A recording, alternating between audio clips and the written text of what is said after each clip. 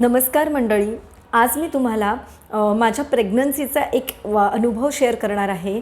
3ऱ्या महिन्यात काही टेस्टमधनं माझ्या डॉक्टरांच्या असं लक्षात आलं होतं की माझं ब्लड प्रेशर हे शेवटच्या 3 महिन्यात वाढू शकतं आणि इतकं की त्यांनी मला असं सांगितलेलं, आपण वेळीच काळजी घेतली नाही तर तुझी 7व्या महिन्यातसुद्धा डिलिव्हरी होऊ शकते. आणि त्यासाठी त्यांनी मला काही औषधं दिलेली आणि स्पेसिफिकली सांगितलेलं की अजिबात स्ट्रेस येता कामा नये.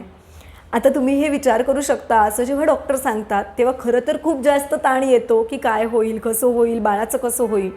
परंतु यावेळेस माझ्या लक्षात आलं की आपलं मानसिक आरोग्य, शारीरिक आरोग्य इतकंच किंबहुना त्याहीपेक्षा या काळात खूप महत्त्वाचं आहे. आणि माझ्या संपूर्ण डिलिव्हरीची प्रोसेस व्यवस्थित होऊन 9 महिने 8 दिवस पूर्ण दिवस घेऊन माझी मुलगी जन्माला आली. तिचं वजनसुद्धा 3.25 किलो होतं. आणि हे सगळं एका गोष्टीने शक्य झालं, ते म्हणजे गर्भसंस्कार. मी गर्भसंस्काराचा एक वर्ग जॉईन केला होता, ज्याच्यात बऱ्याच गोष्टी होत्या. फक्त गर्भसंस्कार नाही, नियमित योगासनं होती, मेडिटेशन, ब्रीदिंग टेक्निक्स आणि वेगवेगळ्या ॲक्टिव्हिटीज जेणेकरून बाळाशी आपलं बॉन्डिंग होईल. आणि ह्या सगळ्याचा उपयोग मला बाळ जन्माला आल्यानंतरसुद्धा खूप ठिकाणी झाला.